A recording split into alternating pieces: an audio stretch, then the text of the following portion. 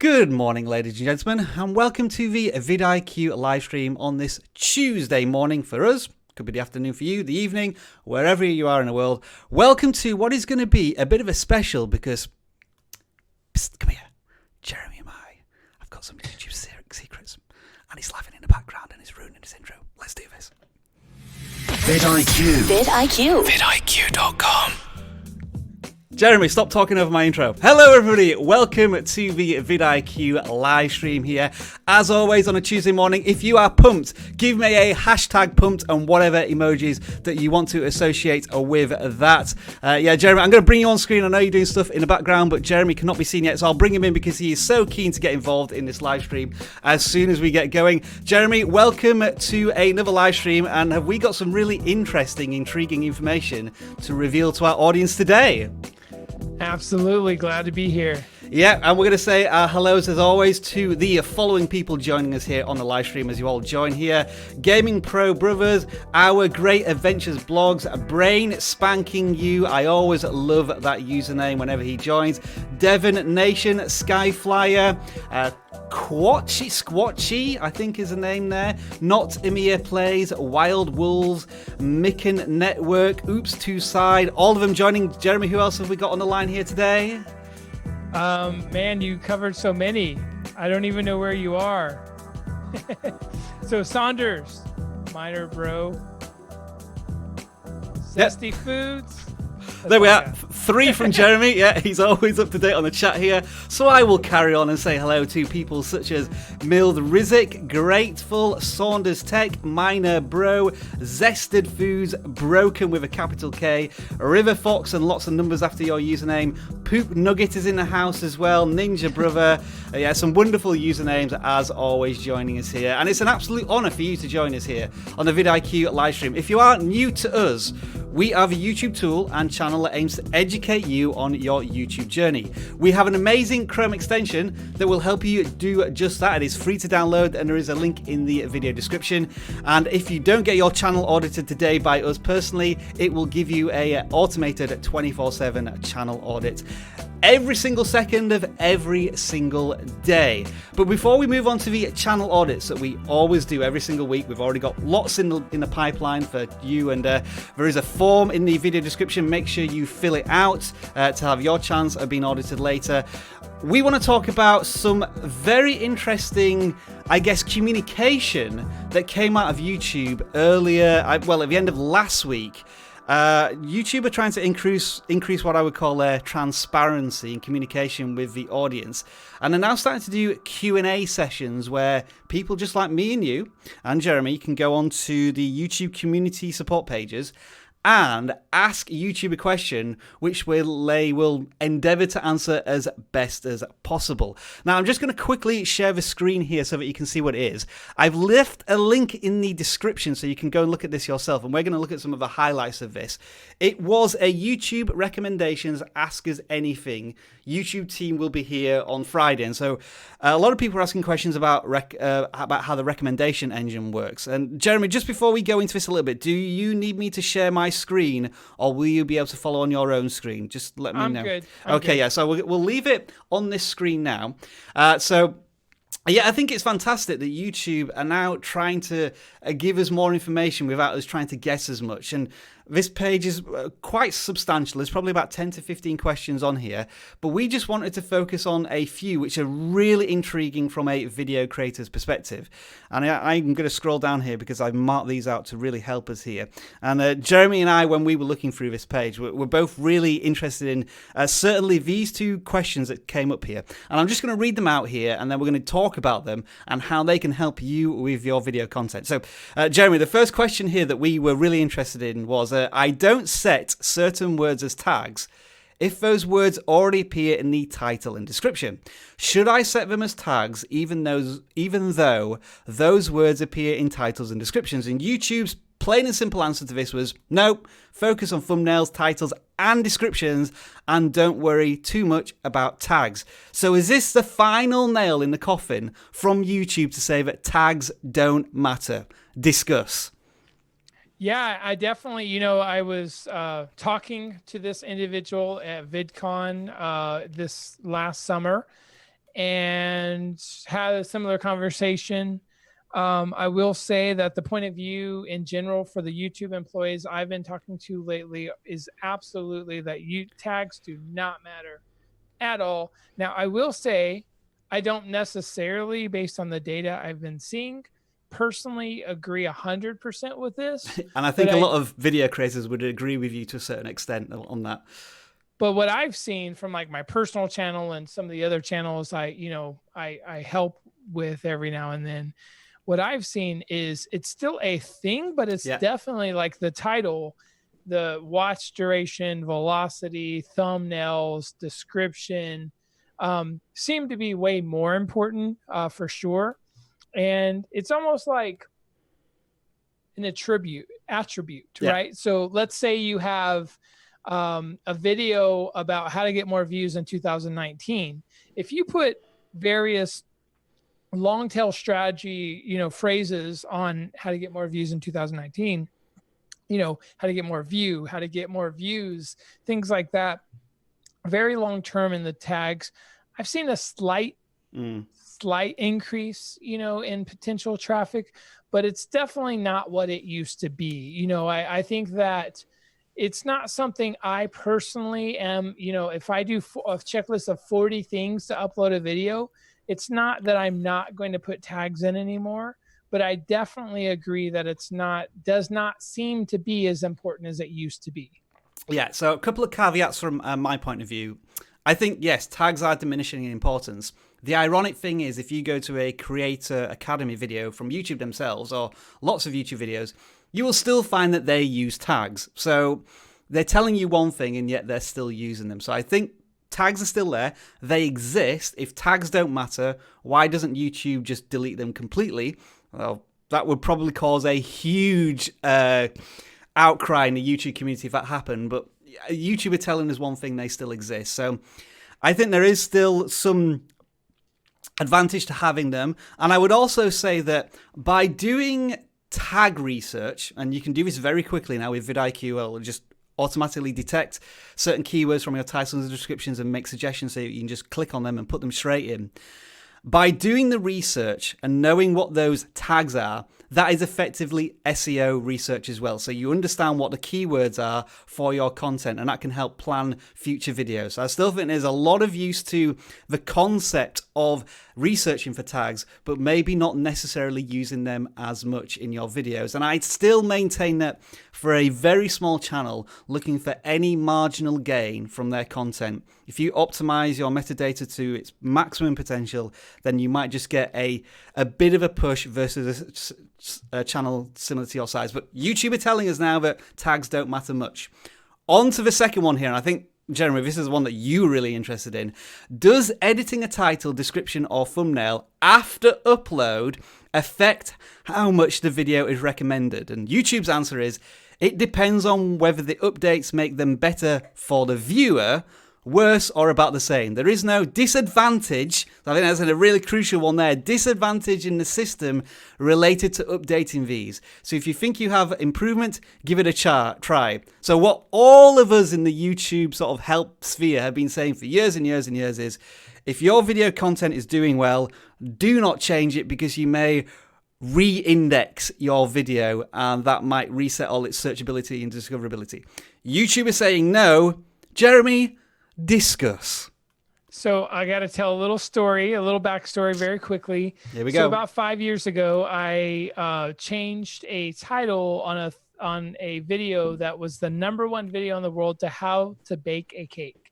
At the time, it had about 5 years ago when I changed this title, I literally just changed a couple of words. It wasn't a big change at all. It had 29 million views. Fast forward till today, 5-6 years later, that same video now only has 32 million views. Mm-hmm. And essentially what happened is the day I touched the title, 90+% of the daily organic views died. YouTube re-indexed it, and it went from the #1 ranking to like number 15 overnight. And it never came back. It came back a little, like it completely died. Then 6 months later, it came back a little. So I have, in the almost 10 years I've been doing YouTube strategy for brands, I have experienced this multiple times where if you organically are doing very well with the video and you change the title, there is typically a drop off or a complete death of an organic video. Now, I'm not so old school to assume that this is how it is in 2019. Yeah. On my personal channel, the biggest video I have is on hashtags.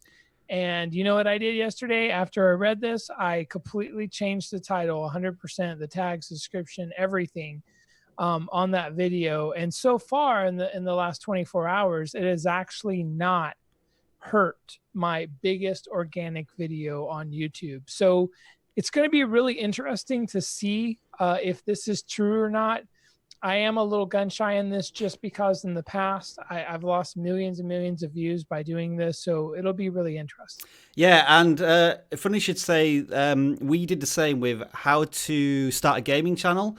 It was originally titled How to Start a Gaming Channel 2018. We just changed it to 2019 for a bit of a SEO boost, thinking we would get there. And as you say, we saw no noticeable impact. I think it maybe slightly improved search. So it didn't completely tank the video as what's been suggested before.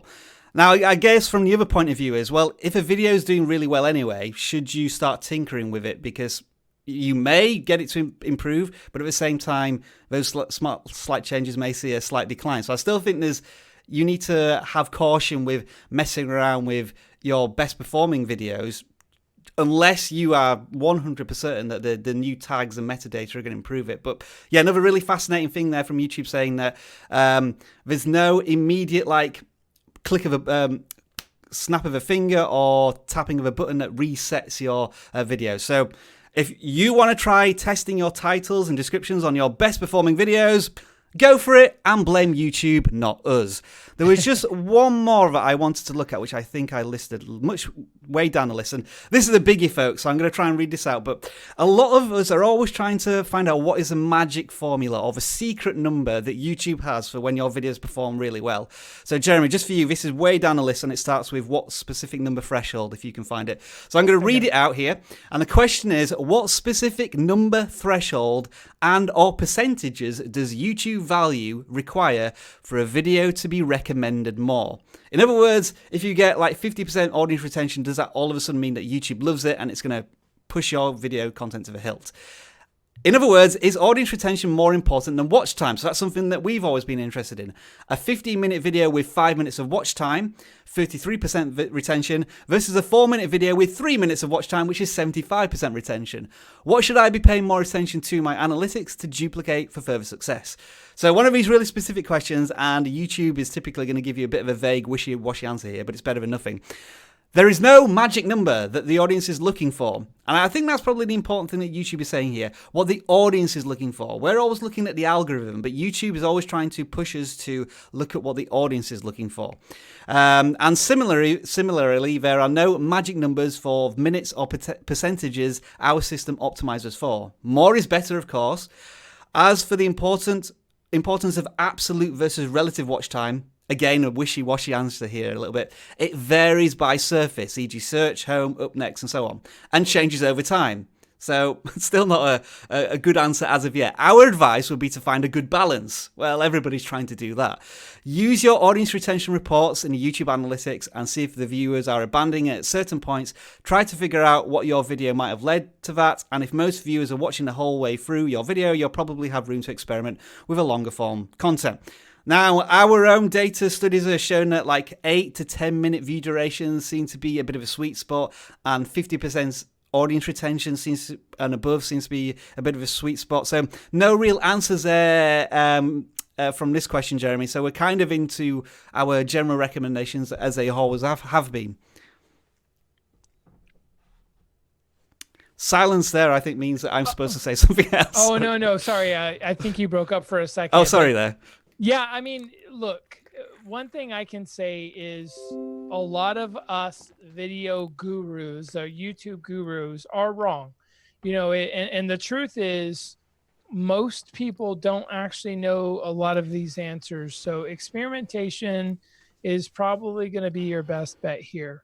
I will say from personal experience, if you have a 10-minute video and someone watches 30% of that video or 3 minutes, and I have a 1-minute video and someone watches 100% of my video, which is 1 minute, I honestly believe 9 times out of 10, the 30% 3-minute video will be shown over the 1-minute watch time video. And the reason for that ultimately is YouTube wants people to watch longer, period. So there's a lot of differing opinions and philosophies. All I can tell you is my personal experience with the billions of views I've helped my customers get. That's all I can say. But at the end of the day, I think you just simply need to focus on content that people want to consume, period. You need to become 1% better every week, understanding the needs of your audience, and make sure you understand that it has nothing to do with you and it has everything to do with what your audience wants. And if you can learn from them every week and make content better for them every week, then I think you're going to be fine. I think people getting too caught up in the algorithm will have analysis paralysis and probably not. Oh, I love that phrase, analysis paralysis. I'm using that in my next video. Just a counterpoint to what Jeremy said there. I think there are some exceptions of where short form videos can work. For example, I talked about this in a recent video. Lucas a Spider.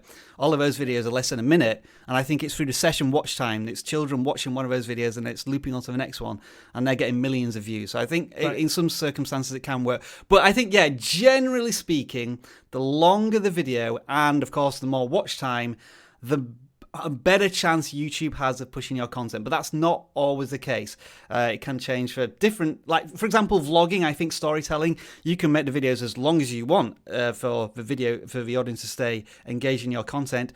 For how-tos, maybe people just want an answer to a question and they hate having to watch 5 minutes of the video. But maybe if you can give 20 answers to 20 questions in a 5-minute video, that's how you can make that type of video longer. So some really fascinating stuff here, and those are our thoughts. And I think Jeremy summed it up as well, very well, in that a lot of the times YouTube gurus and experts, Jeremy is one, I'm just a video guy, I am no guru whatsoever, but I think it's a lot of the time it's just our experiences and what we've seen from other video creators and what we've seen in case studies, and that's how we're telling you what we think we know. And YouTube can come along and tell us that all of this is completely hogwash, and pay attention to this page. I've left a link in the description. Check it out because there's a lot more questions on there. We will be taking some of your questions later on in this live stream. And thank you to the over 200, Jeremy. We've done it again. We've broken 200 concurrent viewers watching this live stream. We really do appreciate you spending your valuable time with us today. If you're enjoying this live stream, don't forget to give it a thumbs up and subscribe to vidIQ if you haven't already done so, and share our wonderful live stream with the rest of the YouTube community if you think it will benefit them. All right, Jeremy, I'm going back to us on the full screen because it is time for some audits, ladies and gentlemen. Awesome. What we do here every single week is we leave a Google form in the video description. You fill it out, and then you have a chance of being audited. Here are the general guidelines for when we do these channel audits. Don't ask for a review or an audit in the chat because you will be ignored, and you may be put in timeout by one of the awesome moderators who is watching this live stream for us. Thank you very much for our moderators in the house today. Super chats, this is like a financial donation to the channel. Gratefully received, but they do not guarantee a review. One of the reasons is because I just cannot keep up with the super chats during the live stream, and we don't want to create a financial barrier to audits in the session, certainly. Now, on to the apologies in advance. This is getting a lot harder to do, channel audits every single week in the current format. I don't know, maybe we'll have to do one week, Jeremy, where we just do like 7 days worth of channel auditing just to see what happens, try and get through the backlog. But I just want to show you what this current state of our audit submissions are. We're at 72 submissions already from this live stream, and you can guarantee that we'll be up above 100. But don't worry, if you submit now, I'm still going to be looking at some when we have a couple of breaks in the show, so you've still got a chance to get your channel audited. And finally, if you do not get a channel audit from us personally here, The vidIQ tool has a channel audit tool itself. Once you've installed the extension, down the left-hand side, there is a panel that says channel audit. You click there, and within 20 seconds, it tells you how your channel's doing, the videos that you're doing well with, so double down on them, the videos you're not doing so well with, and fixing playlists and things like. One of the things I love is when it keeps telling me I forgot to add live streams to a playlist, and I go and fix them, or I should do, every single week. With all that being said, Jeremy, do you know the rules of the channel audits? I think I'm pretty good. One thing I did want to say, though, is for a lot of the people that are upset with us that we can't get to your audits, we have 200 people watching right now. We can't get everyone, but I do want to tell you this. If you use our principles, 80% of every channel audit we're going to be showing you today, yeah. Good point. has the exact same thing. Like, if you take and internalize what we've shown for a lot of the audits we're going to do today, I promise you, you're going to benefit and learn a lot. A lot of the theory is very, very similar. You can internalize that and take that into your own channel. I also want to say we've been doing these channel audits for a whole year now, like one every single week. So we must have audited in the region of nearly 1,000 channels by now. So we're working our way through the entirety of YouTube. It just may take a few decades to get there. And I just want to say thank you to everybody who's already had their channel audited in the past and still joins these live streams to benefit, to provide support and advice to the rest of the community. Always appreciate that, because we always see some of the same names joining every single week, and that is appreciated. With all that being said, Jeremy, can you see my screen? Yes, I can. All right. In that case, the audits are beginning as of the end of this transition, and the first channel we are going to look at is All Things Cynthia. Congratulations, first of all, to you for 500 subscribers. And just looking very quickly at your channel banner and some of the thumbnails, this looks like a very much a channel that's about you and your experiences. We can see that in a channel banner with some value proposition there. Anxiety, mental health, DIY, day in the life of. And then your thumbnails seem to be talking about different topics, such as 5 tips for panic attacks, and what else? What are intrusive thoughts and agoraphobia? So, Jeremy, I think a lot of fundamentals already in place. I think there's 1 or 2 tweaks here. Where would you start with some of the tweaks here we can help with Cynthia? Yeah, the first thing I would do up at the banner is I just want to make sure you realize on mobile devices, people won't be able to see your images. That's a very good point, yeah. We're probably looking at cutoff points around here and here on the mobile app. Right. So I do think that people like to respond to other people. So if you had your image and your face actually not kind of muddied out with color, but actually just a good picture of you, I think subconsciously people will be able to connect to you better. And remember, this is all about you helping others. Yep. So by you are the brand, not All Things Cynthia, but Cynthia. And being able to visually connect to others with the whites of your eyes and nonverbal communication is going to be really, really critical to get people to subconsciously like kind of fall in like with you. And so my recommendation on the banner would be to have a good picture of you, and then I would actually change the order of how big and small your fonts are, but essentially I would not have the word All Things Cynthia up there. I would actually have the what and why the channel matters. So I would say something like, learn how to cope with anxiety and mental health for everyday life. So tell me a sentence instead of like a listicle of what you do. Yeah, instead of like a listicle, like give me like a synopsis, right? So kind of tell me in theory, okay, this channel's about this so that this will matter to you. So it's the what and why that really is really important. And then the new videos every week, it's great to have on there, but from from a emphasis, flow, contrast, alignment, balance, graphic design perspective, the visual weight that has is too big. So it should be what the channel's about, and then the third most important thing should be when your videos come out. So from a hierarchical visual perspective, make sure that the biggest thing is you, the second biggest thing is what your channel's about, and the third smallest thing, biggest thing is when your videos come out. And then for the thumbnails, I personally am going to hand this over to you, Rob. So what I was going to say about the thumbnails is I think you need to take a leap of faith here and get rid of text. I think, certainly with a topic about anxiety and dealing with depression and overcoming this, I think you being the center and telling more of a story about your videos through just emotion and action will be far more impactful than blanket text. I think the text is really can be quite distracting, and a lot of the times you're just regurgitating the titles in the thumbnails. So I think there's, for example, there's one here like 6 lifestyle changes for New Year's resolution.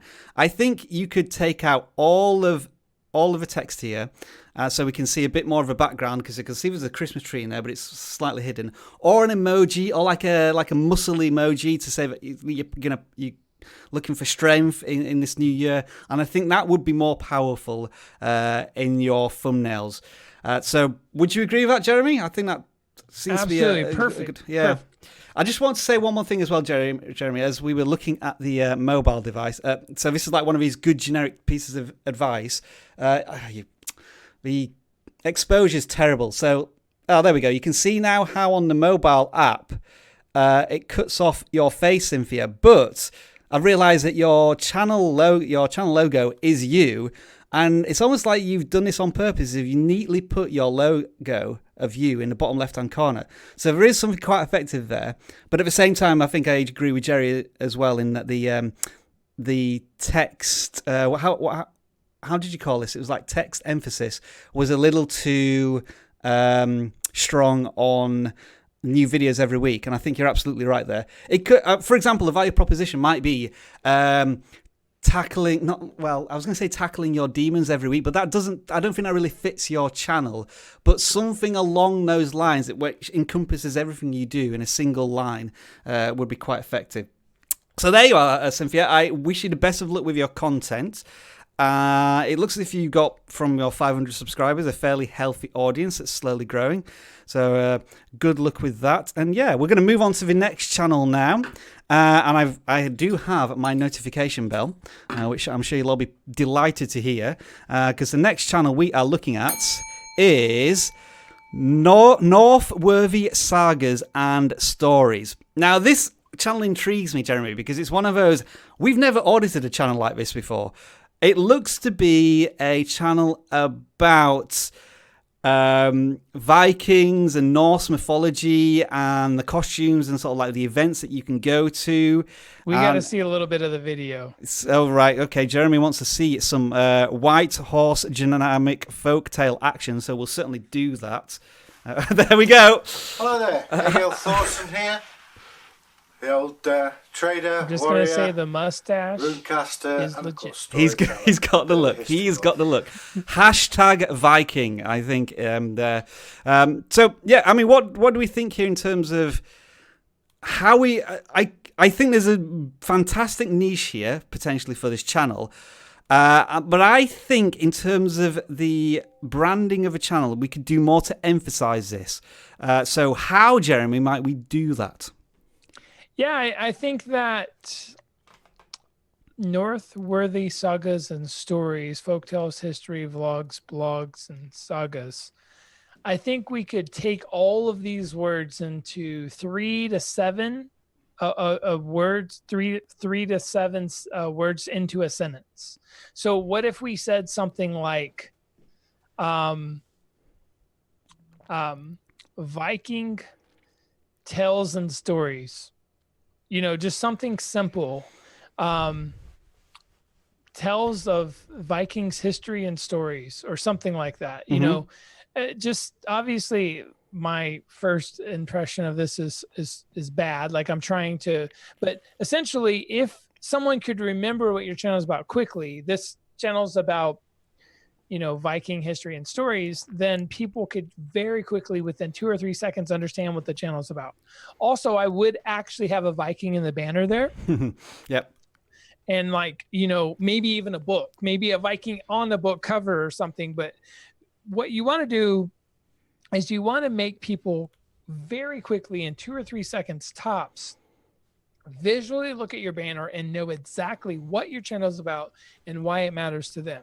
So if people are into Viking stories, then they're going to look at it. They're going to see the book. They're going to see the Viking on the book. They're going to see Vikings tales and stories, and boom, people get what you do.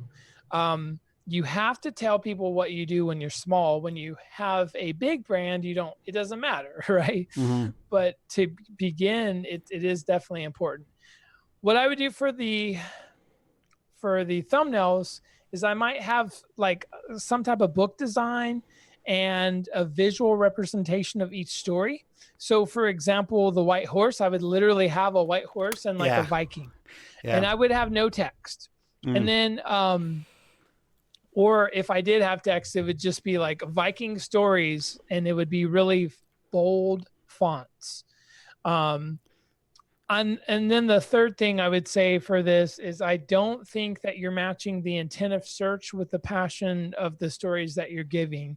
So I would really explore and understand the questions that people are asking or searching for about Vikings. And do me a favor, just type in Viking. And then maybe story. Yeah. Okay, stories and legends. Yeah. And now that may be a book or a movie or something, so you have to be careful with that. But Viking stories and legends would be, if this wasn't some type of movie or book or something or game, I would probably I would just have my banner have a Viking on it with a book, and it would say Viking stories and legends. Yeah, there's windows of opportunity here. Like the top search has 4,000 subscribers and 1 million views on that one. And then further down, 5,000 subscribers, 50,000 views. So this is, I would say, an under-tapped area of search and discovery on YouTube. Absolutely, Jeremy. And I really like on that search, it's like the 5 myths of the the legends of so really search a lot with these Viking stories and legends, and really see what are getting views, see what people are searching for, and then use on the right hand side, use the vidIQ tool to see what the search results are and get your keywords for your titles. And I would sum up finally just with one more thing on the thumbnails. I would say that looking at your thumbnails, we get the topic completely straight away, but we never really get the focus of what each video is about. Because if you look at all of these thumbnails, they're all relatively samey. There's a mishmash of colors in the background and different Viking tools and equipment. Like this one here, for example, the Viking tunics. Well, we can see the tunic, but we can also see 2 shields and a tartan pattern in the background. As Jeremy said, that should be the absolute focus of the thumbnail to really emphasize what you may be talking about in whatever video it is. But congratulations on 500 subscribers, and I think there's potential here for a lot of growth on this channel. Oh, one more thing I just wanted to ask as well. Look at how many premieres this channel has set here. It's like they're publishing videos almost every day, or like 2 a day, which is fantastic for content. But yeah, it looks as if you've really batched up your work and got a lot of videos in the back catalogue, which I think is fantastic. I'm just not sure about how powerful premieres might be on your channel. We've talked about premieres before and how successful they are. Maybe worth testing not using premieres just to see if there's a difference in the view counts. But yeah, it's something I noticed there. I think this is the most premiered channel I've ever seen. But anyway, good luck there, Northworthy Sagas and Stories. Next channel is Dream Cars. And when I was looking through his channel just before we went live, this looked to be a channel about basically the top cars of, I guess, 2019. So certainly a lot of 2019 and then a car model being used in the titles here. Now, just before we look at the channel, I just wanted to show you very quickly one of these videos live, just to give you an understanding of what may be missing here potentially for the video creator. So we'll play this one, and I'll play it for about 20 seconds.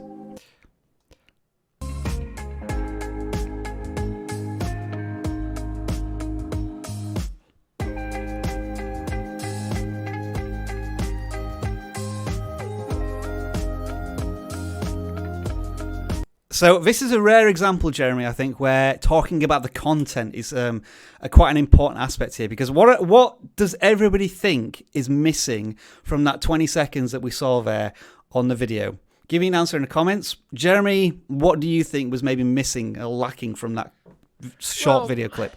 I think that the reason video works better than any other digital media platform, in my opinion, is emotion. And what makes emotion engagement happen is nonverbal communication, eyeballs, voice, music, audio, experience.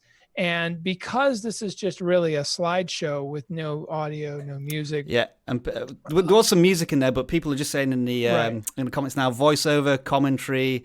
I think that's mainly what it was lacking.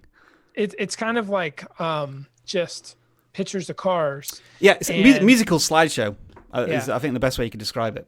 And another thing I'd say about this channel is the thumbnails are good. All the cars are facing the same way. You have consistency. I think you have too much text in your thumbnails, but a couple of things. One, the banner, I would have way cooler cars up there. Like, to me, it just falls short of my dream car. I don't feel like, as a car nerd, I don't know. I just don't feel, it looks like a cool piece of art. Maybe you did this, but I don't feel like it's cool enough for a car guy to be into it. Maybe show an engine or something cool up there. And then for the thumbnails, I think you're doing a good job. Where I think you're falling short, and where I think the reason you're not getting a ton of subscribers and views is because of watch time. I think, like Rob's right, I think people are just not engaged in your content.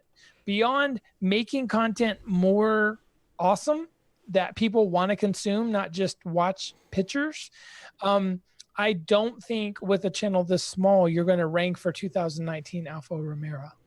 So I would find other terms like the top 10 features of the blah, blah, blah Alfa Romeo 2019. I would find other terms people are searching for, longer phrase terms, and try to rank for things less hardcore than basically 2019 name of car. I don't think your channel is big enough to rank for terms that large today. Something fascinating I've just seen here as well. Look at the video length of every single video. 2 minute 51. That could really only mean one thing to me. You're using exactly the same music in every single video, and like just fitting some pictures, slideshow pictures of cars to it. So there are some black hat tools called spinners, and there's some other weird stuff on YouTube where you can just upload, titles and tags and pictures, and it'll just spin out 10,000 videos. There we go. And those are bad. It's horrible. It's not good. I don't know if you're using one of those or not, but my point is, if you're not giving value, you're wasting people's time. If you're wasting people's time on YouTube, how dare you? There's almost 500 hours of videos uploaded every minute on YouTube. And the truth is, you really need to be able to provide value. And I'm not being mean, by the way. I'm just being honest with everyone, not just your channel here. But I want to make sure that you take serious that providing value is the way people are going to get more views and subscribers. One last thing I want to say about this channel is that the intriguing video thumbnail to me is this Walter White's Pontiac Aztek. That is a slightly different look at what you might call dream cars. It's a very famous car in its, I guess, blandness from the Breaking Bad series. And I think that's a slightly more unique approach, because one of the things I've talked about in the starting the channel in 2019 series that we got on vidIQ is there are maybe 3 fundamentals to growing a channel. That's being bigger, that's being better, or being different. And to be bigger or better, when you think of a channel like Dream Cars, I'm thinking like Top Gear and the video production that they do on that. There's a channel that we looked at a long time ago called Steph ABTV, and his camera work and content is phenomenal. He's not been rewarded yet. I think he's only about 15,000 subscribers. But in fact, I'll tell you what, let's just quickly jump to his channel just to give him a bit of love. I said he was going to get 50,000 subscribers in 2019, but somehow he didn't. But when you just look at the phenomenal thumbnails here, and the content within the videos is just as good. This is a type of sort of lifestyle, luxury, dream car type of channel to look at as a template. Dream cars. Best of luck, and some new strategies and a bit more thought and effort into your channel may help you. All right, there's 2 channels I quickly want to look at here, Jeremy, before we hit our first break. This one, I'm looking at it because it's a brand new channel, Gasoline, 21 subscribers. Jeremy will be delighted to see that he's using Liquify, the logo there, as one of our favorite tools. But I just want to maybe mention some of the good things on this channel. It only has 2 videos and must have started very recently, and it says it started in 2017, but these 2 videos are only 2 weeks old. So if we were to just list as a collective here, what are the good things that we're already seeing in this channel? So Jeremy, if you just sort of mention in one sentence, mention one thing that this channel's already doing right. Great thumbnails for sure. Awesome. I will say that the channel already seems to have focus because the 2 videos are about Fortnite. Anything else? And I love the fact that you're using your native language for Fortnite videos. I think a lot of smaller countries and other countries don't realize how important it is to, speak your own language. Also, there's going to be less competition in Germany, for example, than every country that speaks English. So well done. Maybe you're not going to get as many views in your native language, but it's going to probably be better views, if that makes sense. Yeah, boom. One little maybe improvement I would say is that I think the thumbnail, the channel banner, is from maybe Call of Duty or certainly not Fortnite. So you may want to update your channel banner if Fortnite is going to be your topic. Now, I want to move on to the next gaming channel quickly here, just as another channel which has just started 2 weeks ago. This channel only has 5 subscribers. But let's have a look at all of the things this channel is doing awesomely and then try and work out why they haven't got that many views yet. So I'll go first again. I think the thumbnails are absolutely fantastic in terms of their colour and their impact. And it looks as if you've certainly got an animated version of yourself in the thumbnails, which is very strong. And there's some branding logo in the top left-hand corner as well, which is good. Anything else that's good there, Jeremy? Yeah, thumbnails, best thumbnails of the day. By far, from a channel with 5 subscribers, folks. The channel with 5 subscribers, well done. The only thing I would say is you got to up your research on your titles and your that's it. Like I think everything else you seem to be really kicking butt on. So yeah, let's have a look then. Each video's got 10 views, 4 views, 7 views. They haven't really got anywhere yet. Do you think maybe it is because of the titles? They seem to have quite a lot of, I would say, intrigue in them. Like, we've got to save them, and then Animal Inspector is almost cut off at the end there, the title. I'd say, actually, when we look at it, every single title is cut off. So maybe your titles are a little too long at this point. For example, we've got to save them, Animal Inspector gameplay, intriguing choice-based indie game. It's a bit of a mouthful. Do you think that could be where just currently there is a bit of a tweak that's required for this channel? I think the biggest thing is there's just not a lot of search intent and keywords in the titles at all. Also, believe this or not, YouTube is not a fan of overuse of capitalization. And this actually could be considered spam now. Yeah, I guess that would have been a really interesting question to ask on a recommender, because I know certainly some channels use capital letters, and certainly the Logan brothers certainly do that. And again, it's a a response that the YouTube algorithm is detecting whether there's caps locks in there, or it's just an audience response to that? We don't know the answer, but it's just an intriguing question that comes up there. So yeah, I just wanted to show these two gaming channels because we always do a lot of gaming channels in our audits. These are two examples of channels that have just started and are already doing a lot of really good fundamentals, certainly in terms of the branding and the impact that their thumbnails are having, but there's just some tweaks there that may be required. Jeremy, I'm going to allow you a bit of a break for a couple of minutes while I add some more channels to our audit live stream. Folks, if you do want to take a break, now is the time, because we will be back in around about 2 minutes. See you then.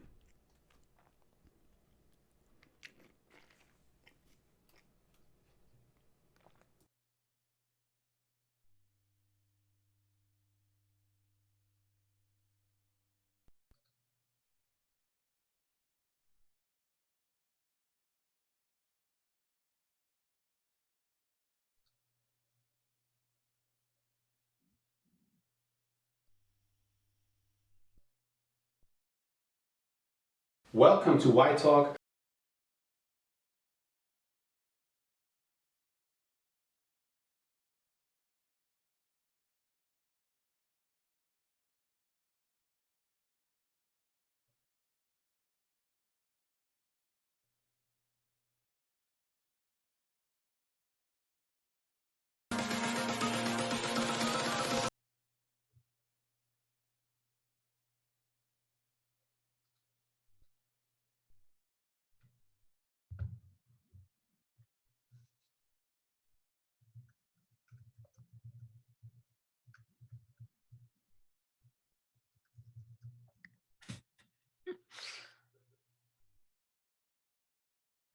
Jeez.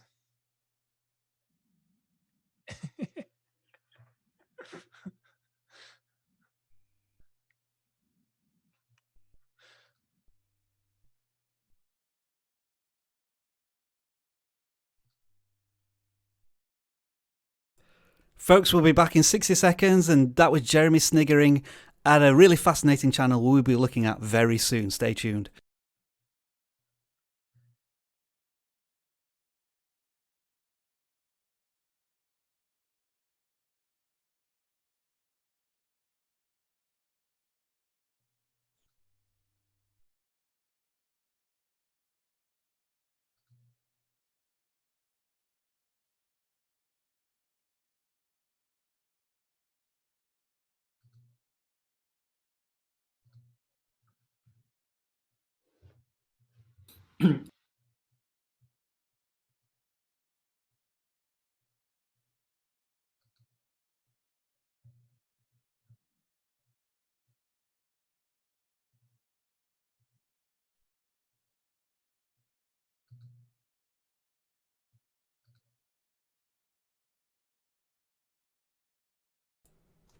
All right, folks, we're coming back in 5, 4, 3, 2, 1.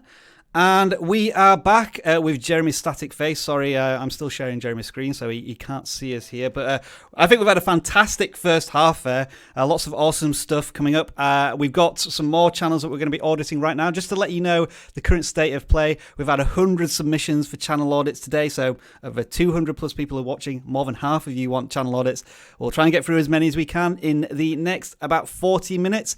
Also, what we're going to do in this half of the third of the show, we're going to take any questions from you. So make sure to get them ready. And when I ask you to start firing those questions, we'll give you a hashtag to make sure that you do that so that Jeremy and I can see them and answer them as accurately as possible. Okay, Jeremy, are you ready for a bit more channel auditing? Absolutely. Yeah, we are so excited to audit this next channel because I think we're probably going to have some sort of contrasting opinions on this channel. So I'm going to leave Jeremy. I'm going to leave us in Jeremy's capable hands because I mean, if we drop the ball on this one, there'll be a mess everywhere. So the puns are going to be strong in this one. Jeremy, take this one away. What are we looking at here? All right, so I can assure you guys, I was not laughing at your channel. So I was just laughing at this channel. So, and why am I laughing at this? I'm not being disrespectful, I promise you, but it's the video of just eggs. I think every day. We have to watch one of these videos. We have to watch one of these videos. Now, this is where I think this is a brilliant idea. Like, we've brought up this channel, we're laughing at it, but at the same time, we're intrigued by it because it's a current news story, and it's forcing me to click on one of these videos. So, the Daily Egg 26, take it away. What happens? Nothing.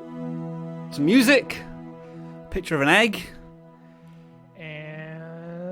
Do you think they've used the sharpen tool on Photoshop to bring out all the dimples and freckles in the eggs? I post egg videos every day. That was the description. There we are, and plenty of video tags there, although YouTube says those tags do not matter. Why has it got Logan Paul in? There you go. And Cardi B. Cardi B apparently is related to the Daily Egg 26. Okay, so they've got some watch time off us. I guess that's one thing, and we can assume the rest of the videos like this. But hey, Jeremy, this channel's got 200 views. Each video is getting hundreds of views. My biggest question is, who are the 308 people that have subscribed to just eggs? I think there's nothing here. I mean, what is going on? I don't usually promote sub for sub here, but I think everybody on this live stream should just sub to his channel to just give him a complete freak out, and then maybe sub the day after to give him like a her a complete freak out. But yeah, I suppose I think the question here is that there's somewhere in this, there's probably people freaking out here and saying, well, this channel's getting hundreds of views and have done absolutely nothing, but sometimes the idea can always trump the execution or the quality of a video. Like we talked about Flare TV, people are getting really annoyed that this channel's got 1 million subscribers by just doing a live stream of PewDiePie. 1.2 million now. Yeah, of live stream of PewDiePie versus T-Series. But the simple reason is they were the first people to have a fantastic idea, and they've just absolutely nailed it. Now, this channel hasn't got a monopoly on the Daily Egg, but it's maybe one of only a handful of channels about the egg topic. And yeah, probably in a couple of weeks, this is going to completely die and there'll be no views. But I think just in terms of thinking of video content, it has some merit. Shall we leave it there? Let's leave it there. Yeah, let's just leave it there. Jeremy has literally nothing to add to that. And I guess this is an appropriate channel for me because I actually look like one of the thumbnails. If I just don't move, I am an egg myself. So yeah, there's another thumbnail for you. All right. Might be your channel, Rob. Might be my channel. Next channel, we're going to move on to something a little more serious now. And a channel that's actually putting a lot of effort into their work. And I'm pleased to say that they do have more subscribers than the Daily Egg channel. Only the Andersons. This very much looks like a vlogging channel. One thing I'll probably fix straight away is your channel banner. It's designed for mobile, but it's missing bits on the side, which makes it look a little weird on a desktop. So you might want to just maybe add a value proposition there or like some extra background, whatever you want to do there. Now, in terms of thumbnails, I think this is one where you seem to be, some of the times you're taking freeze frames from your content, like trying this thing out. I think that's one where there's a lot more potential to include maybe a hint of what you're trying out in the picture somehow, or maybe blurring it out to give it a bit of intrigue, whatever it is you were trying out. So I think there's improvements to be made there. But this is certainly a family vlog, and I think that focus is very strong. You're building up an audience. Sometimes you have text in there and emojis. Sometimes the text changes a little bit. I'm not sure what that thumbnail is there. It looks like maybe a test you were doing there. But anything more we can add really about how vlogging and family vlog channels can grow their channels, Jeremy? Well, I'll say that this is not necessarily just a family vlog. This is more of a try channel. There you are. You see, you've been paying more attention to actually the titles and thumbnails. So, yeah. So one thing I would definitely do is actually name the things you're trying. Like, for example, on the Doritos thumbnail there, like I would actually put like family tries the new Doritos blank, blank, blank flavor. And, you know, by using these terms of what people are searching for is try foods, try food first time. There's all kinds of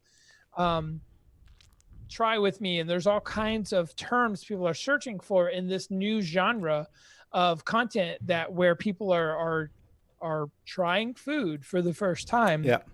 I would use the search intent of what people are searching for exactly. And then I would always use the ingredients that you're actually trying and put those in the descriptions and the titles and the tags and playlists. But yes, this could be a family vlog vlog, but also it's a try channel. So I don't know. I feel like the hero of the thumbnail should actually be the thing you're trying, and then the foreground, or rather the background, should probably be your family. No breakout videos as yet. The video with the most views has 500. So and this was your most popular one. Did you get a puppy? I'm sure puppy and dog videos always do well on vidIQ, not vidIQ, on YouTube. So I don't know if you could maybe double down on that content as a series of videos. But yeah, it looks like the tryout food challenges tend to be the best performing ones there. So I got it, Rob. A puppy on an egg. There we go. Or puppy laying an egg. If you could find a video on that, that would be, I think, it'd go viral straight away. So only the Andersons, if you want to get in touch with the Daily Egg, we'll try and get that arranged for you. Now, we're just joking. But fantastic that you're building an audience here. Clearly, I mean, with 600 subscribers and no real breakout videos, that tells me that you've got a hardcore audience who are really committed to your content, which is a good sign as well. Next channel we are looking at here. This channel always posts great comments on our videos, so it's good that we can audit their channel today. Millionaire Mindset, how to make money online. So, Jeremy, I'm guessing that you've probably...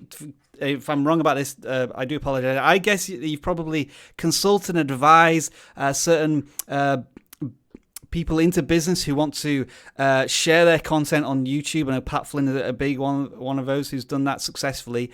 Are there any general tips for how channels should do this? And then maybe comment on how this channel already looks fantastic in what they're doing.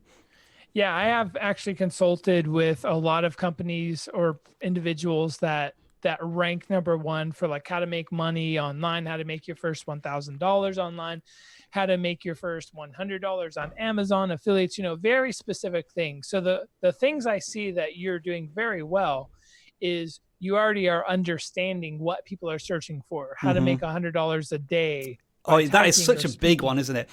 All of those ones that you see, like how to get... I mean, I'm a bit irritated by these sometimes because the content is a bit naff, but I always see these channels like how to get 10 subscribers a day, and it turns out the video is just actually a calculation. If you get 3 subscribers every 12 hours, you get 6 a day or whatever. Sorry, I'm going off on a bit of a rant here, and I'm not saying for one second Millionaire Mindset this is what you're doing, but you've absolutely nailed the intent and the intrigue and what people are searching for. So one thing I'm going to say that I don't want you to do is I actually want you to remove how to make money online from the actual name of your channel. Okay, interesting. Just keep it at Millionaire Mindset, because, and I've done some multivariate tests on this, and I got called out because the name on my channel kept on changing last year. But what people didn't know is I was multivariate testing. And what I found out is if you make the name of your channel a competitive term, it's not going to help you at all rank for that term. Interesting. If you make it a non-competitive term, like something less competitive, then you'll probably rank #1 in the world for that term if the name of your channel is that term. So in a competitive space like this, it's not going to help you at all, not even 1%. I promise you that. And another thing, your thumbnails are phenomenal. What I see missing, Rob, could you type in how to make your first $100 online? $100. Yep. Well, is that sufficient, or would you like me to go? Yeah. Yeah. So I can see that you've done a lot of you know your audience. And one thing I would say, everyone else that's watching this right now, know what is ranking, really understand what's ranking, and study them. Don't copy them, but study why it's ranking. One thing you'll see in this space is emojis seem to work. A lot of spaces, emojis may not work as well. What I would say, like Kevin David, I know him, for example, I would say what he has, and the reason I think he's done so well, almost has 400,000 subscribers at this point, is he does things like a brand new, and he just has I'm going to say less hokey titles in general. The 3 best habits of rich people, I would watch that. I would see that. If someone was telling me how to make my first $1 million online, and they had a Lamborghini behind them, I would probably just give them the middle finger and move on. Oh, Jeremy, strong there. Is that broad? What's the word? Is shots fired at Ty Lopez? Maybe. But I mean, obviously, you know, there is an audience for this, and Millionaire Mindset. The reason I'm being so harsh is if you're giving people true value, I don't care what you do, right? But where channels like this fall short is they have a lot more pizzazz than they do substance. So as long as you're really teaching people how to do this, more the merrier. You're doing a great job. Your thumbnails are phenomenal. You understand titling and tags and all of this stuff. Best of luck to you. If I were you, I would go really, really deep into one subject and do 30 or 40 videos on that one subject. Yeah, I just sorted the videos by most popular here, and what I can see is that whenever you talk about like how to get a certain number of subscribers in a certain number of weeks, and I guess this is you doing it. I guess this is you are telling your journey here, because you've got 100, 300, and 500, and you're at 600. So maybe you're going to do one at 1,000. I think people like that if you can prove it. So yeah, and some classic Jeremy staples here. We can see the whites of her eyes, real close up of the face. We know who the hero is of the content. So yeah, best of luck. I think as Jeremy says, maybe get rid of that from your channel name, and if you can get $1 million in a year, we would like a cut of that, please, because we've just audited your channel. No, we're joking, of course. All right, we're going to do one more channel, and then we're going to take some of your questions. So don't ask those questions yet, but just start thinking about what you may want to ask after we've audited this channel, which is Spice and Craft. 200 subscribers. Congratulations on hitting 200 subscribers. My first question is from the channel banner. I don't know what you are about. I guess you're about spice, but does half a picture of a flower really tell us that? I'm not sure. If it's about spices, then you want to be having a pestle and mortar maybe, and different grains of spices and whatever this topic is about, because I'm quickly going to go out of my knowledge base here. Or is there some henna tattoos there as well? So, all right, so Spice and Craft. Does that mean it's a channel about food spices or a channel about spicy crafts? Again, I don't know where I'm going here, but what I'm trying to get here to, Jeremy, as you laugh at me incessantly, is should the focus be on two kind of creative things, but in very different niches? My entire focus right now is I have to Google if a rose is a spice. I was thinking the exact same. Figure that out. No, I think that you make a good point. Essentially, spices and crafts seem to not be two things that are related to each other in a lot of ways, unless maybe you were doing. I'm not sure how they relate to each other. So, you know, if I'm teaching people how to make spices or how to use spices in food, I'm not sure how that correlates to henna tattoos or drawing. So that is when we talk about channel focus and making sure that YouTube knows what your channel is about and your subscribers know what your channel about. If people like to do spices and draw, then you're in a, you know, maybe there is a subset of people that love that and you'll be doing great. Otherwise, I would pick the one of the two things your channel's about right now and go all in on just spices or just creativity.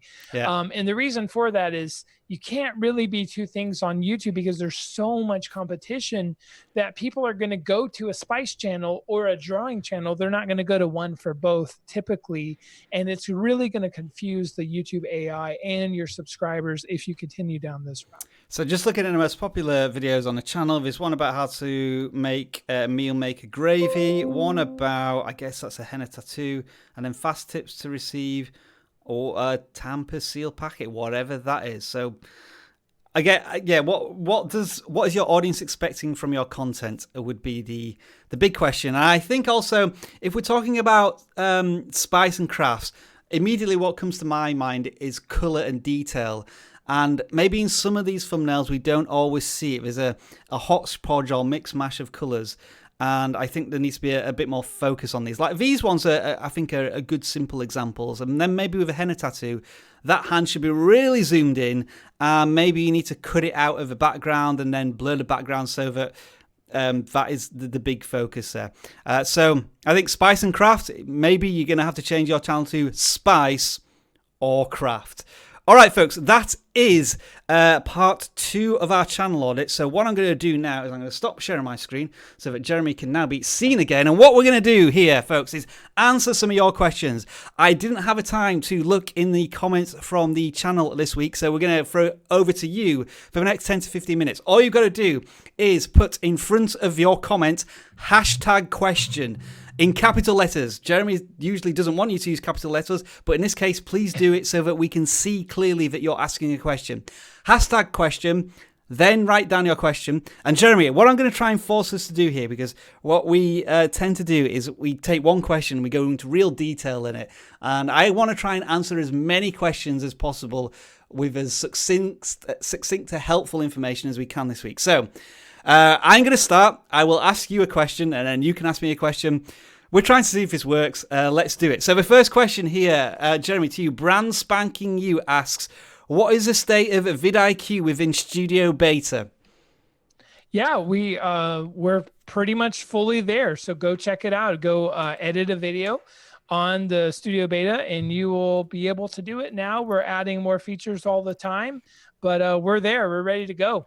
Yeah, it's in there. We were prioritizing paid customers to begin with because the Creator Studio is still there and it still will be for a few months. But yeah, we're going to be bringing in more and more soon. Sorry, Jeremy, I sort of stomped all over your answer there, but you asked me a question. All right. What if I don't have a computer? Does that mean I won't be successful on YouTube?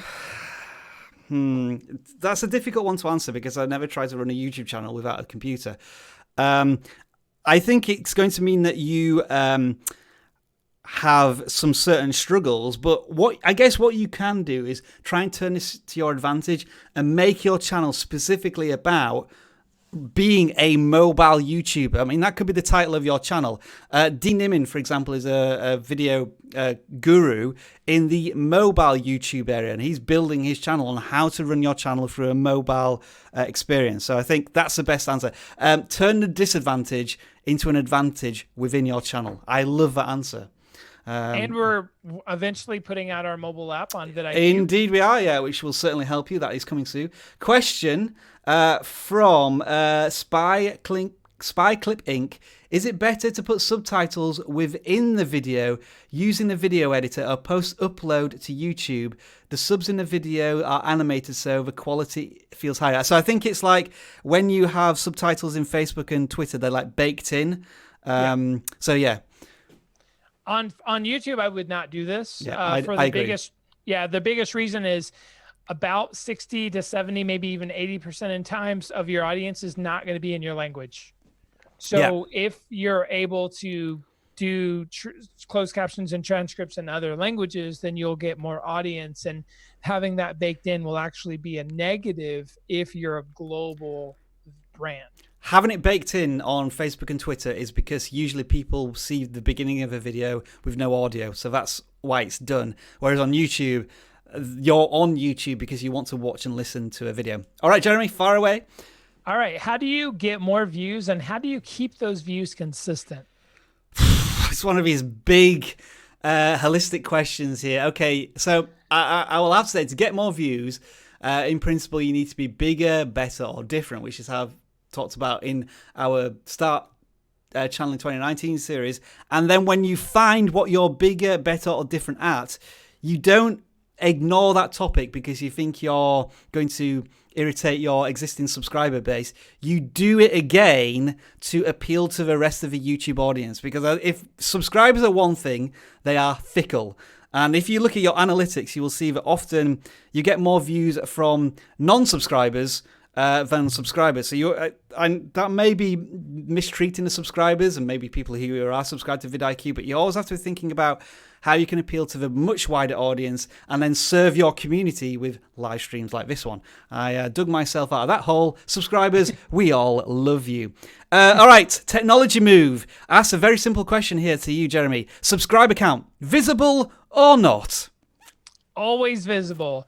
Basically, it's a trust transference thing. If people can't trust you, they're not going to fall in love with you. So I would rather have a subscriber, a YouTuber with 10 subscribers than subscribe to a channel with 100,000 subscribers. Line up a question for me, Jeremy. What have we got? All right. What should you put on your playlists in the front page or the home page? So what we do at vidIQ is a specific playlist that's welcome to the channel. This is what we do here. So there's a video on like how to get more subscribers. There's a video about the tools that we have at vidIQ. It should be not necessarily your most viewed videos, but the videos that best represent the different strands of your content. So I think that's one of the playlists you should have on there. And also your recently uploaded playlist, because that shows to the viewer that they have current content out. Thanks for the question. That was a good question, that. Can I make my own question? I have one I really want. All right, here we go. The question is, I want to start a channel, but I'm very scared and my anxiety is through the roof. Any help or advice? I've actually really been struggling with anxiety for the last year. So it's new in my life. It's horrible, but I'm getting through it. And Evan Carmichael really helped me get through this anxiety of being on video. You know, when you look at a camera, it's like looking at an alien planet. Most people cannot do it very well. And what Evan told me is, he was like, Jeremy, how often do you, how many takes do you do when you make a video? And I'm like, one. And he was basically, the next time you make a video, I want you to do 32 takes. he said 26 to me, so it's slightly I don't know. I'm just telling the story at this point. It's like a fishing story, right? Yeah. So I did my 26 or 32 takes, and by like the 33rd take, I didn't give a crap. I just wanted to get it done. And I just really, my anxiety and everything was over. I got over myself because I did it so much that it really became second nature. So it's like doing the reps, right? If you really want to do 100 push-ups, you better do 10 or 20 a day, to get there. So the more you're on camera, the more you're going to have less anxiety. And it's just really about the mechanics of learning how to do something. So do it often, and I promise you your anxiety will go down. And you can't care what people think about you either, because if you do, YouTube is not the right platform because people are mean. Couple of things. Search for how to make a green screen on the cheap, vidIQ. That was my first in front of camera for vidIQ, and that was terrible. Maybe just watch a live stream from about 6 months ago, and you'll maybe see how more wooden and stiff both Jeremy and I were on the live streams. But I think we now we're much more relaxed about this now, and we have a lot of fun with the live streams. And yeah, I would say if you do have a mentality of, even if you do something in front of camera, you don't have to upload it. If you think it's terrible, then only you and the camera have had that experience, and you can just try again, as Jeremy says, 32 times, 26 times. All right, what we're going to do for the next 2 or 3 minutes, we're going to do super fire quick any questions answered, Jeremy. So we need to answer these in like a sentence. So I'm going to ask you like 3 questions, and then you can ask me 3 questions. Okay, Here we go. So the first question is Nappy Missy question: does the category matter when it comes to views? Not really. Zydrek asked a question: should I put clickbait on my thumbnails on videos for more views and subscribers? Clickbait means that it's not real. If it delivers the message, absolutely give someone a reason to click. Boom, yeah. And the next question comes from Greg K. Should you address your audience the same whether you have 5 subs or 50 million subs, I guess, is a... Act like you have 1 million subscribers and you're going to be 100 times better on camera. All right, Jeremy, your turn. Fire some questions at me. Here we go. All right. Does watch time get deleted? Only if you delete your videos. If you're talking about monetization, it doesn't count after 12 months. Okay, yeah, monetization. How many YouTube creators are in the world? 3,272,427. How do you make your banner? How did I make my banner? So you can, if you just Google YouTube banner templates, you'll get the resolution. And I think I just remade it after Jeremy's helpful advice on making some thumbnails. One more, Jeremy. All right, I doubled my subscriber count during the last 7 days, but Woohoo. today it suddenly stopped and there wasn't a single subscription. What could be the reason? Impossible to answer because we don't know what subscribers you moved from and to. Maybe you need to push some more content out, or YouTube may have just done a bit of a purge and removed some subscribers. Difficult to say. Check your own subscriber numbers and see what suddenly happened today. Right, I'll take a couple more to you, Jeremy. Should I move from 1080 to 4K on my uploads? Does it really matter? According to YouTube, what they put out and said recently, I think last week, was as long as your audience doesn't care, you're fine. But if your audience is expecting 4K, let's say you're the Discovery Channel and you're doing like sharks or something, I'll probably want to see that on my 4K monitor. So as long as your audience isn't expecting 4K, if you're doing like sports videos, you'll probably want to do 4K. But if you're just doing typical content, you should be fine for now. Question from Joseph. Can I start a live chat even if my channel is new? I think so. I'm not sure. I think you need to be verified, and you may need a number of subscribers, but we don't honestly know. Just Google that. I'm sure you'll get the answer there. And last question from me to you, Jeremy. How can I keep... opinion on MCM. That came up earlier. Canadian Cannabis Reviews. Opinion on MCMs. Personally, Jeremy Vest, my personal opinion, not necessarily reflected of vidIQ's, is I'm not a big fan of most MCNs. And the reason for that is the top 5% or 1% of the creators get the attention. And what I've seen for most MCNs is 90% of the creators get treated like a pile of crap. And the truth is, let's say an MCN has 100,000 or 50,000 creators and they have 30 employees. How can they service you? What are they going to do? So if there are some phenomenal MCNs, by the way, but it's really going to be hard in your job to figure out what MCNs are going to help you. And before you sign a contract, get in writing exactly how they are going to help you. What typically happens is MCNs fail their promises to you, and then you have to pay them money. So I'll give you my very quick experiences because I am with or was with a MCN on my other channel.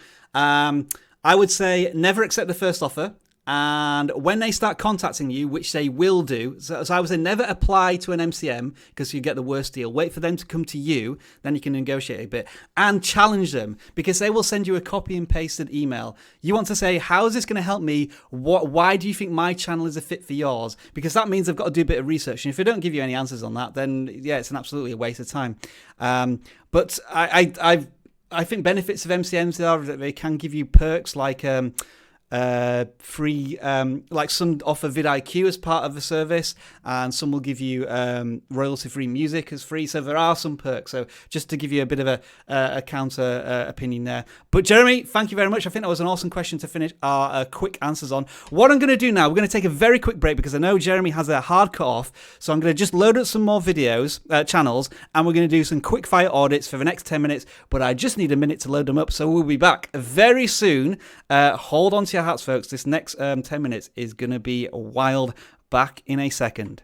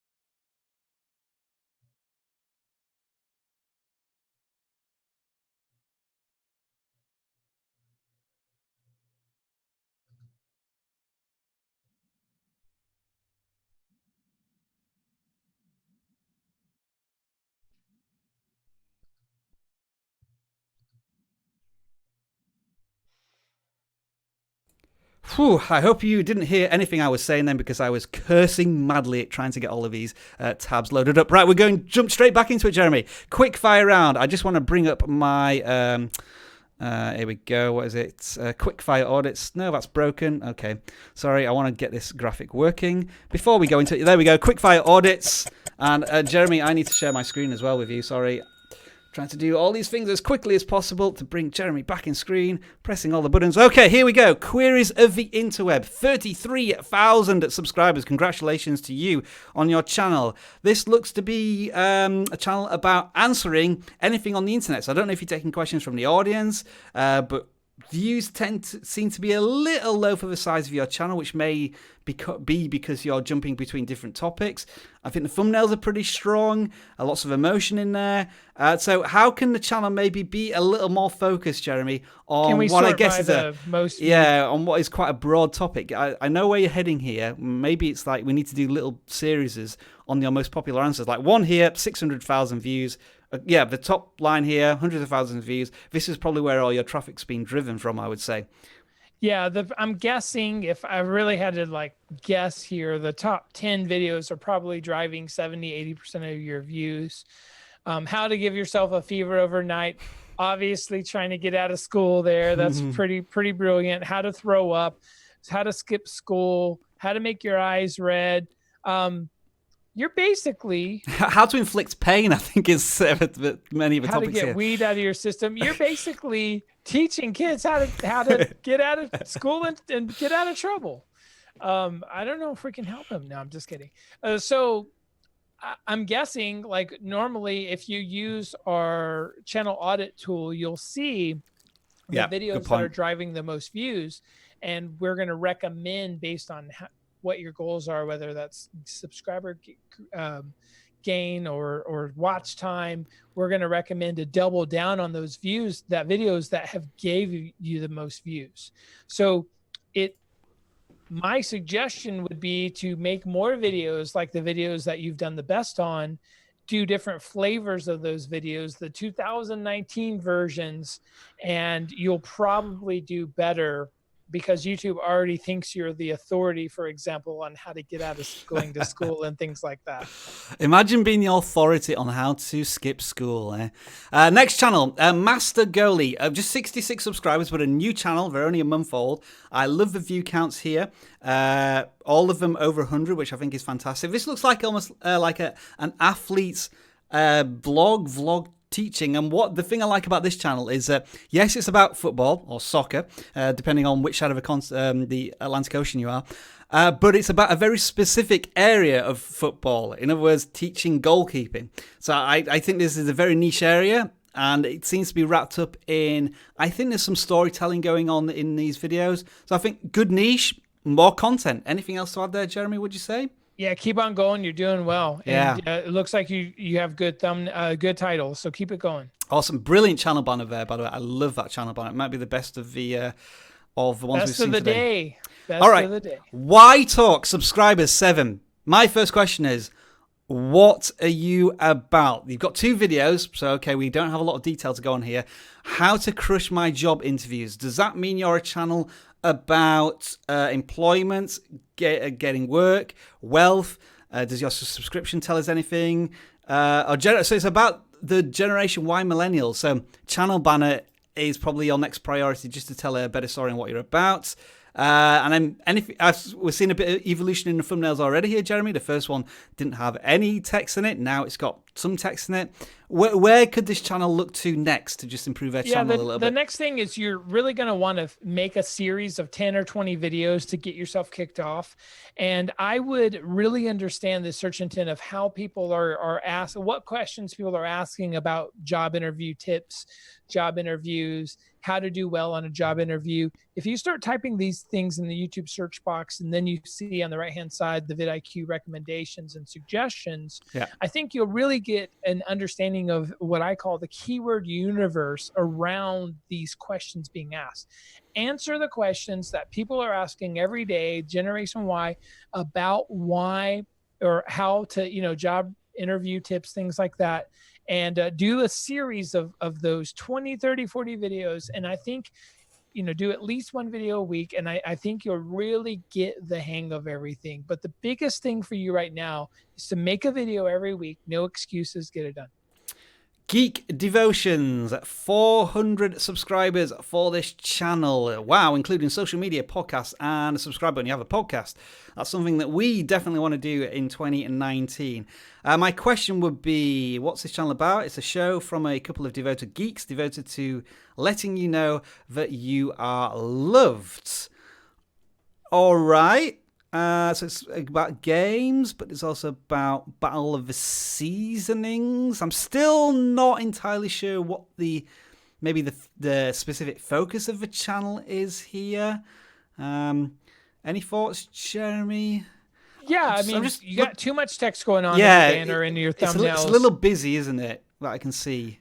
You got to focus, don't be doing seasoning and game reviews and everything. Just figure out exactly what you're going to do, what your channel is going to be about. My suggestion is if you sort by most viewed on your channel, see what's working the best and just go deep into that philosophy. It looks like it's trailer reactions and maybe stuff on films. It looks to be here. Certainly 3 of the top 5. And maybe that's where reactions. You start. You start with more movie reviews and game reviews, and but the point is, try to be more simplistic in your approach to thumbnails and your banner and what you do. Just as an example here, when we look at this channel banner, there's probably 50 words here. We want to see 10 words probably at most for that area. The Amazing World of Jag, 178 subscribers. I don't know why, but I just always have to say Jag in that particular fashion. So you had some PewDiePie versus T-Series stuff, or trying to jump on the subscriber bandwagon.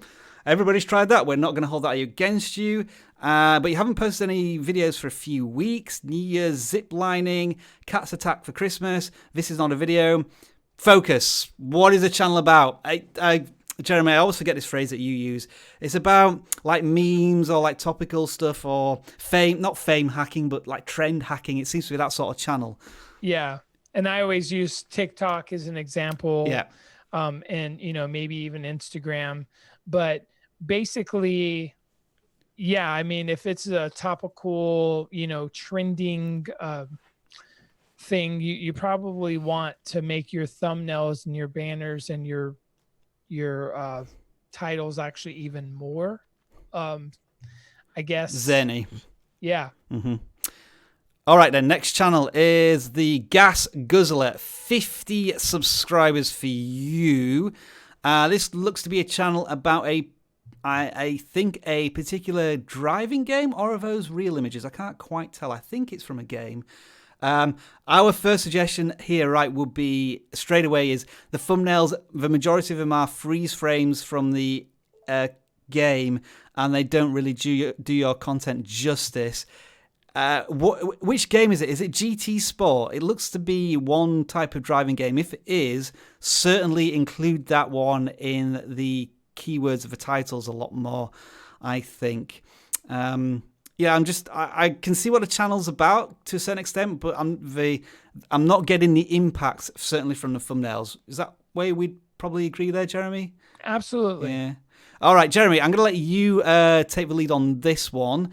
Tell us about Stories That Pop. Wow, it's an interesting Tall channel. Tales for Short People, Fresh Stories Weekly. So I really like this. Sometimes instead of telling exactly what your channel is about and why that matters, being a little fun is interesting as well. Do me a favor and sort by most viewed for me, sir. 164 subscribers. So nothing quite yet breaking out, but yeah, it looks like you're telling stories. Now, I guess my question is, are people doing children's stories, or are they typing in Jack and the Beanstalk? So right, yeah, good point. Do me a favor and type in like children's stories. I'm also just seeing as well here. Is there a theme on like Funko Pop dolls? Are you using them to tell your stories? We'd have to click in there, but that seems to be what's going on. What did you want to search for? Maybe he's actually using dolls to tell the stories. Let's quickly jump in to 1. idea. She started running around the farm and great. banging on her cowbell saying, I love this guy. So yeah, it's certainly good presentation skills. So what I'm just missing here is the link between, because I can see like you've got these dolls in there. Do those appear? I'm not sure. So tell us for short people. Yeah. Okay. There's some good principles here. Remove all of your branding and do primary colors and basically just spell out children's stories told from an awesome dude or something like that. And, keep your logo, because I love your, the green glasses and the hat and everything. I love your look. But I would do more primary colors, and I would really just make this a children's storytelling channel, because we actually did not gather that until we clicked on a video. We saw that, but we didn't really gather it. So another thing is, I would probably, if you study some work I did with a big razor company, I made hundreds of videos on how to shave, right? So we ranked hundreds of videos for the word how to shave. My thought to you is the best way to approach this channel is to have a bigger category than the book. So what's bigger than a book? Children's stories. So children's stories, Jack and the Beanstalk. Wow, I led that music in far too early. Jeremy fighting there with the music that was coming in. It was kind of my signal to we're trying to get to the end of the live stream, but Jeremy can't hear the music, unfortunately, because I just saw that we're hitting our 90 minutes for this live stream. Jeremy, as always, it has been an absolute pleasure to have you in our vidIQ environment. I know that you've got to disappear pretty much straight away, so if you want to say your goodbyes, by all means do so. Bye, and then I will do some shout outs for you folks. If you are on this live stream and you enjoyed it, then make sure to give us a goodbye now. I'm going to do lots of shout outs. Jeremy, if you want to leave the Zoom chat and you've got to go, Jeremy is going here. He's got another meeting to go to. So folks, it's been an honor and a privilege, and I'm saying goodbye to the following: Britpot, Canadian Cannabis Review. Woohoo! It's legal now in the Great North. And I wanted to show you something here, folks. Let's see if I can get this to work. If I switch my camera, is my webcam going to work? I think I've broken that there. Why is my webcam not working? Let's just see if I can get this working one more time. There we go. Okay, so this is my old webcam. Folks, everybody, look. Can you see? It's a snow day. You can't really see it very well because I can't extend my webcam very much, but you can see a bit of snow falling down there. It is wonderful here in Vancouver today. Really snowy, and it helps when you work from home, but I can still do the live stream for you. So sorry, I was in the middle of saying goodbye to people. I'm saying goodbye to the following awesome vidIQ community members. Those being Jeremy Vess, who's just said goodbye. Doing Exploring. Skylar the Creator is also here and saying goodbye. Let's bring in some more music. We are also saying goodbye to Housing Alerts, Wild Wolves, Mini Tomate, Gaming Horde, Cake Maker Jr., Master Goalie. I think if you're the channel we just audited, thank you very much for taking part today. Skiz Graffiti, Finn Magic, Reg Lee Vlogger, Yo Success, Ben the Bartender. Drinks are all on Ben at the end of this live stream. Tech Notice, Sports Entertainment, SP Tech Plus. Thank you as always for helping moderate vidIQ. We really do appreciate it every single week when you have the time to do so. Nappy Missy 101, Crystal Roleplays, Sports Entertainment. All of you have been phenomenal, and thank you very much for taking out your time today to spend it with us here on the vidIQ live stream. We might not be back next week because we are traveling to VidCon London tomorrow, actually, and we'll still be out there come this time next week. So we may not have a live stream next week. I'll endeavor to do my best to get one up and running, but just advance notice that we may not have a live stream. I will let you know next week whether we have one or not. If you enjoyed this live stream, don't forget to... I pointed in the right direction first time straight away. Like this video. If you're not already a member of the vidIQ community, tap on the subscribe button and you'll get all of the fantastic content that we produce every single week. And if you haven't got the vidIQ,